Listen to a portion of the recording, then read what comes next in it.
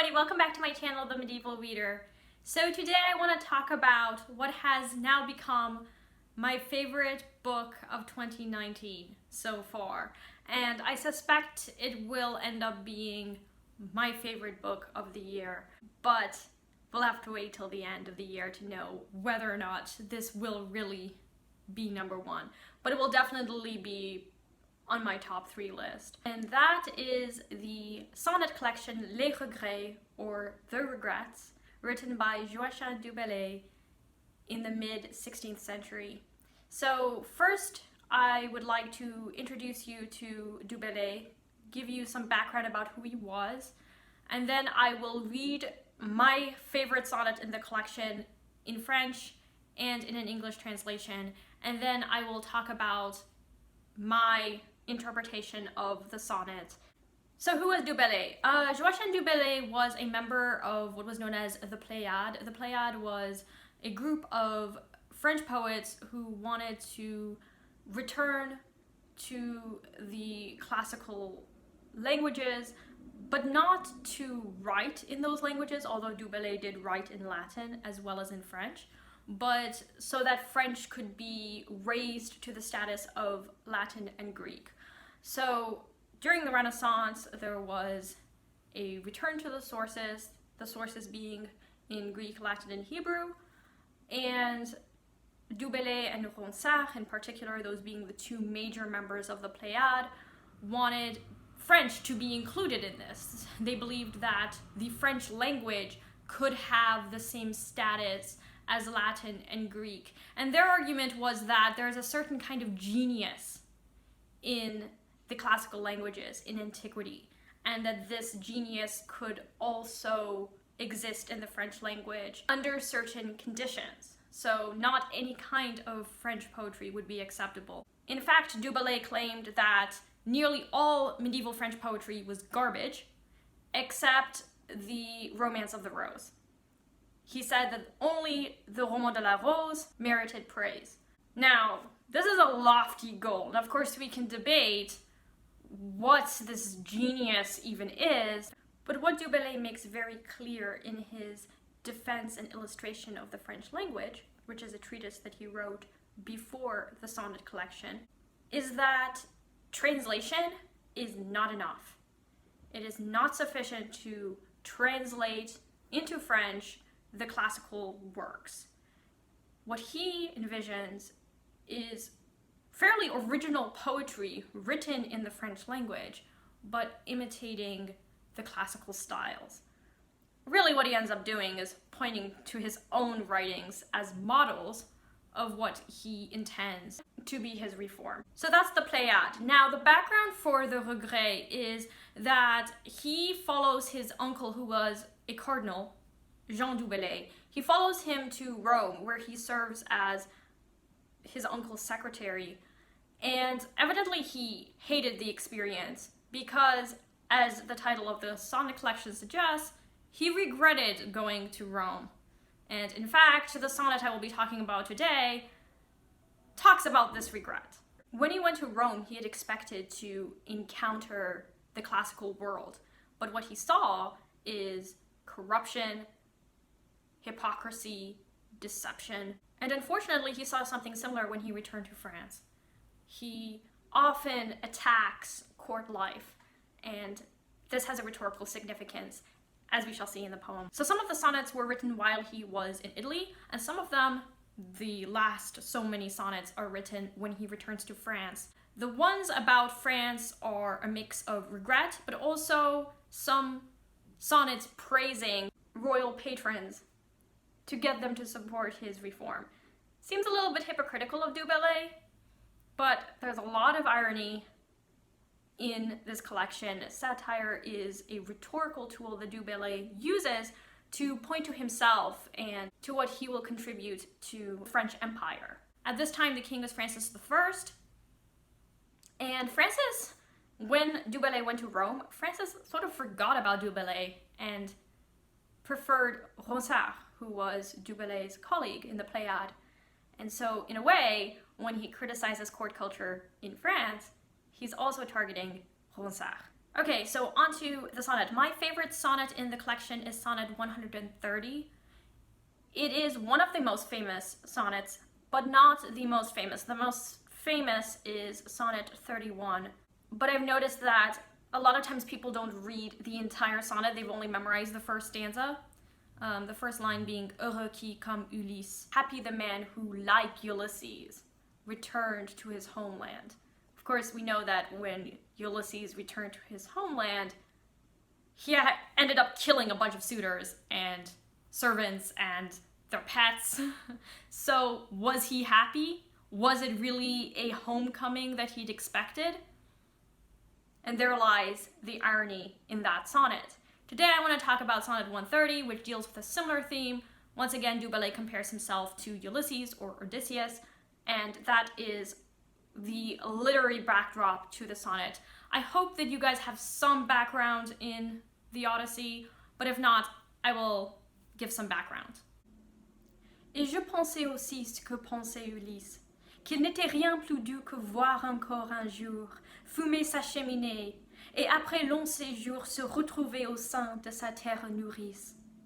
Je me réjouissais d'être échappé aux vices, aux Circés d'Italie, aux sirènes d'amour, et d'avoir rapporté en France, à mon retour, l'honneur que l'on s'acquiert d'un fidèle service. Las!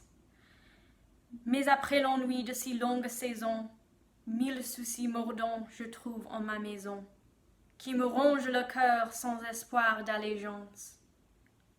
Adieu donc, Dora, je suis encore romain. Si l'art que les 9 sœurs te mirent en la main, tu ne me prêtes ici pour faire ma vengeance. And here is an English translation by Richard Helgerson. It is in his edition of Les Regrets, as well as some of Du Bellay's other writings like Les Antiquités de Rome and his treatise La défense et illustration de la langue française. These were translated into English by him, published by University of Pennsylvania Press in 2006. So this is his translation. And I too thought what Ulysses thought, that there was nothing sweeter than for a man one day to see again smoke rising from his chimney, and after a long absence to find himself once more in the bosom of the land that nursed him. I rejoice to have escaped from vice, from the Circes of Italy, from the sirens of love, and to have brought back to France on my return the honor one acquires from faithful service. Alas, but after the weariness of such a long time away, I find in my house 1,000 biting cares that gnaw at my heart without hope of relief. So adieu, Dora. I am a Roman still, unless you lend me here the bow the 9 sisters put into your hand, so I can take my revenge. So let's go stanza by stanza. In the first stanza, Du Bellay writes that he had thought, like Ulysses in Homer's Odyssey, that nothing would be sweeter than returning to his homeland, which he refers to as his terre nourrice, or nanny earth. Unfortunately, despite having escaped from the sirens of Italy and the Circes of Italy, he has not received the recognition that he deserves. Du Bellay is not rewarded for his fidèle service, and this fidèle service could either refer to his service to his uncle, Jean Du Bellay, or his service to the French nation by refusing to give in to the corruption of Rome and the Roman court, and continuing to write in the French language despite also being a secretary to his uncle. I think that perhaps both are intended here. So those are the first 2 stanzas, and then in the third stanza, Du Bellay returns to France to find that his nanny earth is not as warm and welcoming as he had thought. And so he is horrified to discover that the suitors, who aren't named but are implied in this scene, that the suitors have destroyed his home and are harassing his wife. Penelope, of course, is implied here. But when he compares about the 1000 soucis mordants, or 1,000 biting cares, that is what is implied.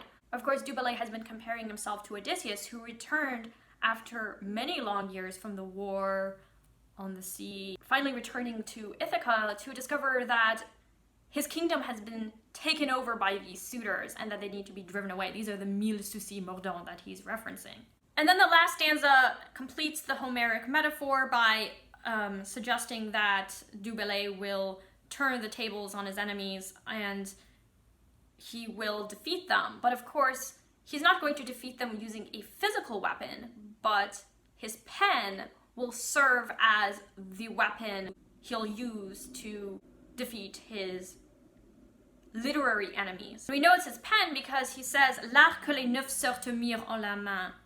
The bow that the 9 sisters have put in your hand. Your, of course, referencing Dora. So he speaks to his friend Dora. By mentioning his friend, it seems as if the sonnet is meant to be a letter, but that's just a rhetorical technique he used. This epistolary genre helps him to give this impression that it's a very intimate conversation between him and his friend, and that there's a secret. Oh, shh, don't tell anybody.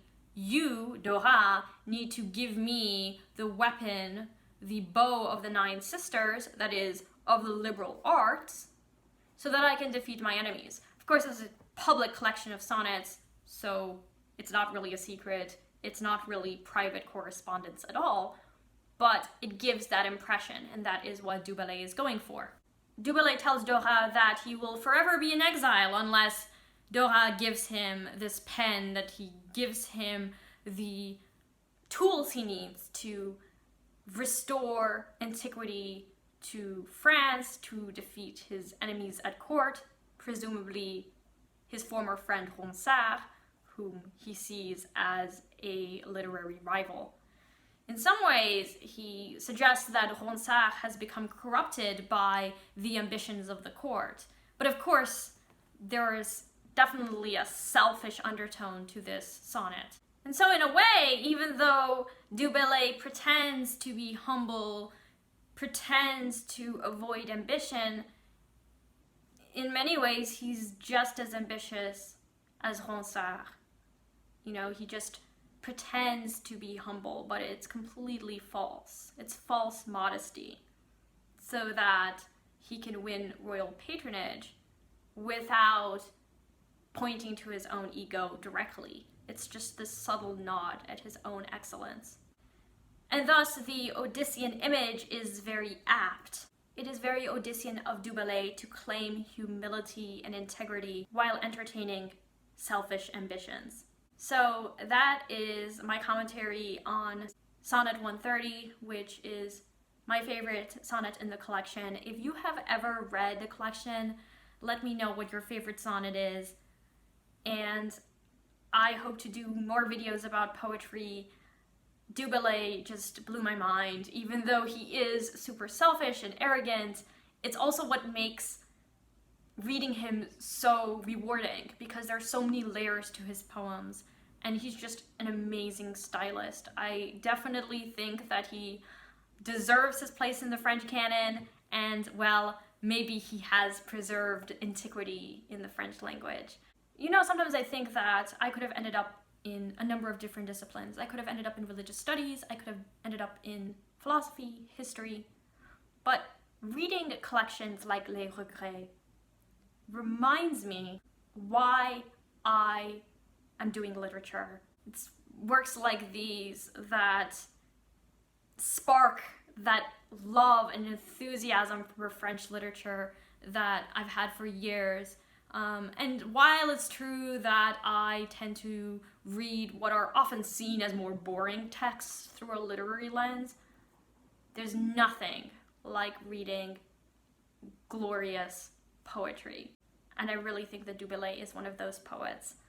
So I hope that you enjoyed this video, and I will talk to you later. Bye now.